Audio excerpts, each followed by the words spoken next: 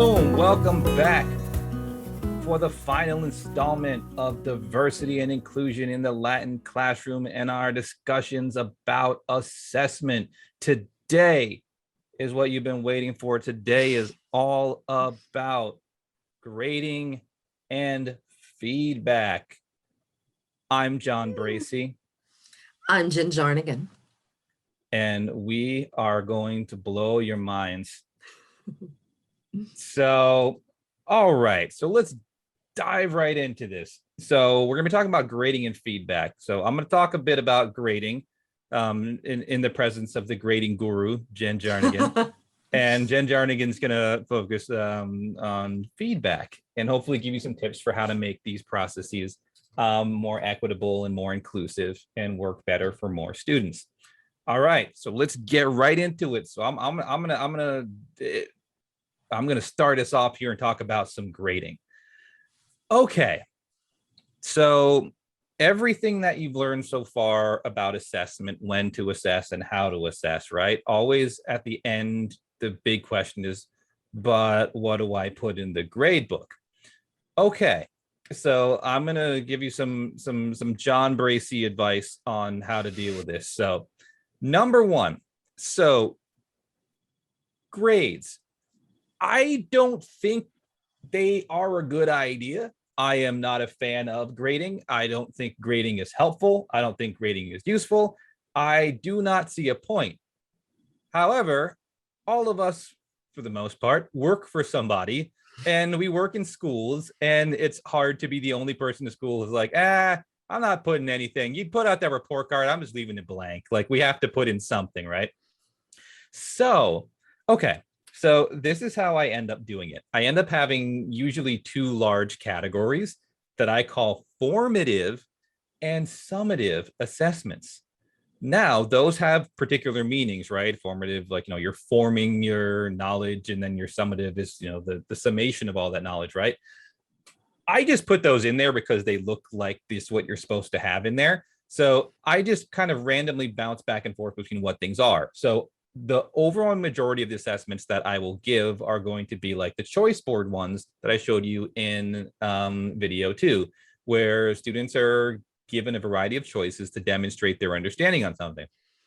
Now, there's no way to get points off on this. The only way you get points off on it is to not do it. And this happens entirely in class, all 100% in class. There's no outside, nothing. It's just going on in the classroom. So you'd have to, like, pretty much intentionally just not do anything in order to get points off on it. So if you've done it, if you've demonstrated any sort of understanding, congratulations, it goes in the gradebook as you have done it. So at the end of the year, it is not uncommon for my grade book to look like B.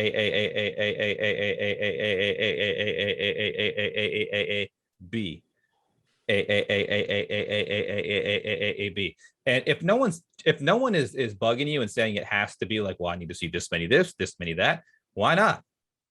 Like, I do not see a benefit to creating a system that's going to benefit the kids who always do well and going to shame or punish the kids who don't always do well. That's not the point, right?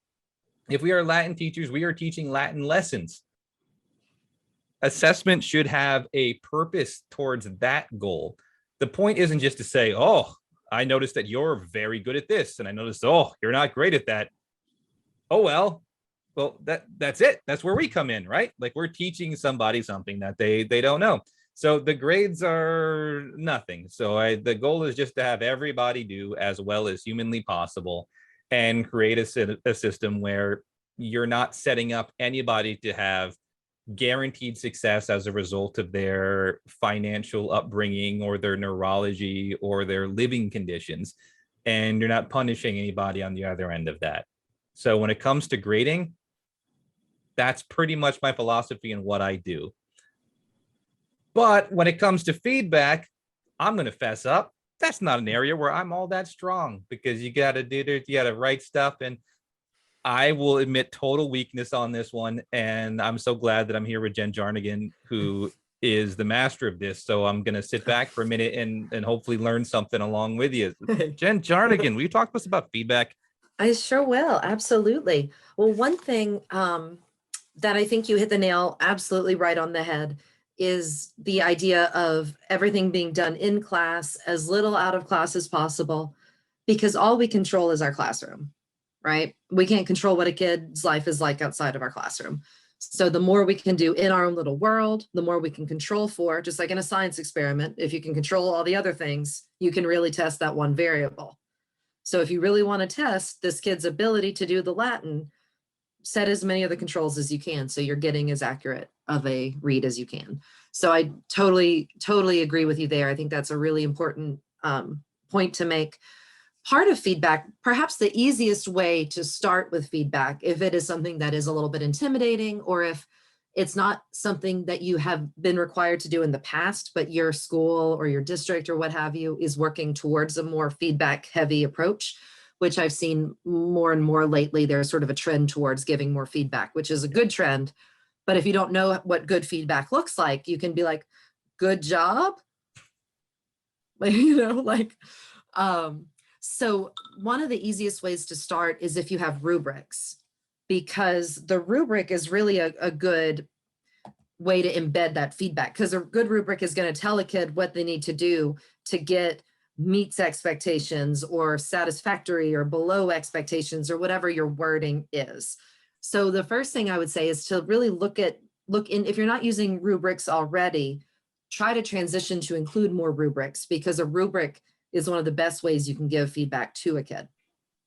In addition to that, or if you're in a situation where the rubric doesn't cut it, or you're not doing something that you necessarily, for whatever reason, you're not using a rubric, a couple of things to keep in mind, just to keep it as simple as possible. It's true for what I'm trying to tell you now. It's also true for what your feedback should be. The first thing is avoid value judgments, good work, bad work, good job, bad job. We all like to be told good job sometimes, right? Like that does feel nice, but a kid doesn't necessarily know what about it was a good job. And if another kid didn't do quite so good of a job, and all you said on a kid who got a better grade was good job, the way that tends to translate, at least in my experience, in an adolescent brain is, well, she just likes that kid better than she likes me. She just doesn't like me. Mm-hmm. Grades have nothing to do with whether you like someone or not. Feedback has nothing to do with liking. Or so the more you can distance yourself from those value kind of words, you're not giving kids that ammunition to use to sort of justify or excuse their performance or dismiss it as being liked or not liked. If a kid really does a good job, let them know, like, you did a wonderful job on this, but follow it up with the way you prepared, the way you studied, the way you execute, whatever, the way you wrote it. If it's an assignment where you're giving a kid a picture and they're describing it, your description was accurate, it was vivid, you did a wonderful job describing the picture. Like, don't just say good job, tell them what made it a good job so that they know. Similarly, if a student did pretty good, but they maybe had one particular area in which they struggled. Like, one of the things that I'll see the most often is students might not differentiate between singular and plural. Like, they have the idea right, but the whole story might have been about a group of friends doing something and they just wrote the friend, whatever. So saying, you got the main idea, you got the idea of what was going on, just look out for singular versus plural. Remember amicus versus amici, or that kind of thing. So give them a specific to latch onto so they know where to improve. Validate what they did well. Like, they sort of talk about the sandwich idea, like start with what they did well, let them know what they need to work on, and then end on something uplifting, like, continue working on this in class, keep listening, keep asking questions, and as we go, you'll get the hang of it. Like, something that just gives them that encouragement to keep going or to push themselves a little bit. Next time, try to use a little bit more, try to describe the scene a little bit more vividly if it's about a picture, or try to notice some more of the details in the picture next time. Something that gives them an idea of how to keep moving forward. The last thing, and I think this is one of the most important things, if you ever have a situation where a student for one reason or another, whatever it may be. And if you've listened to our other videos, hopefully you find you're not in this situation very often, but where a student is really struggling with a lot of different things. It is not particularly helpful for that student to get the laundry list of all the things they struggled with and all the things. You didn't do cases right. You didn't get your numbers right. You didn't do your tenses right. You forgot what this word meant. You did it, right? That's gonna, even if that's all true, it's just gonna feel like a pile on, and it's gonna make the kid feel like a failure or feel like they should give up or not be motivated to keep going. Instead, what's a better thing to do is pick the one thing that would most improve their performance if they changed it. So maybe they made errors in a couple of different areas, but where they really had the hardest time was with tenses. Just let them know. Say, you had some struggles. What I really want you to focus on is paying attention to the difference between the present, the imperfect, and the perfect. Remember to look for the ba, remember to look for the step, something like that, or meet with me and let's make some time to review this. Let's work on a strategy to help you navigate tenses better. Once we knock that out, we can, we'll kind of get you where you need to be. It gives them something really specific to focus on. It lets them know that you've got a plan or that you can help them make a plan to get better. And it's not a long, you did these 5 things wrong. It's like, this was the biggest, issue. Don't phrase it that way, but but that's the idea. The last thing on feedback, I almost forgot, is it's really important that feedback be timely. So that can be hard if you're in a position where you're giving a lot of assessments, you have a lot of kids. It can be hard to turn around grades that fast, especially if you're trying to give good feedback. One kind of hack, if you will, especially if you use a digital grade book or a learning management system that allows you to paste comments next to grades, in a Google Doc, type up 1 or 2 sentences for the student who hit all the targets, is doing what they need to do. Type a sentence where a kid maybe struggled with nominative and accusative. Have 1 or 2 sentences for a kid who's struggling with tenses, whatever it might be. And then you've got some things you can plug in as you go so that you can turn it around a little bit faster, and it's still meaningful for what that student did, and it still honors the work they did, rather than feeling like, dear John, da da da da da. Like, you don't really have to make a big personal note to every single student. In theory, that's great, but in the real world, we just don't have that kind of time.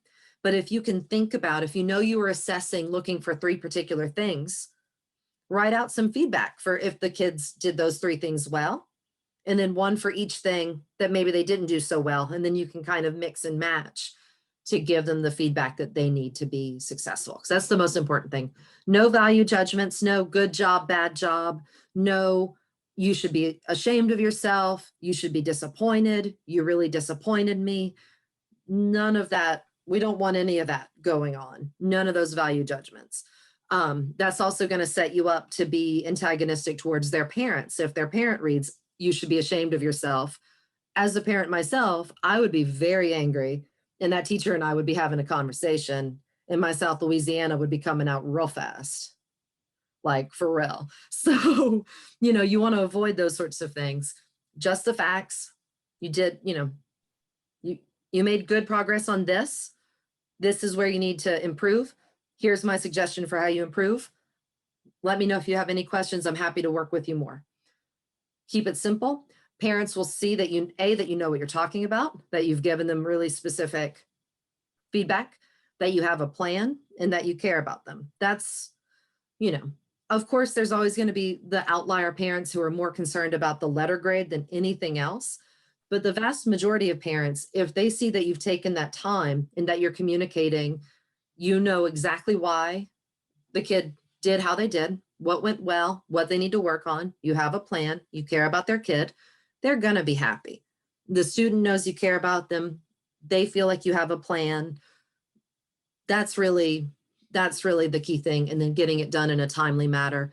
so that they can take that feedback and apply it and keep growing. If it's, doesn't matter how good your feedback is, if it's 6 weeks later, kid's not even going to remember what they had done. So it's not going to help them out the same way.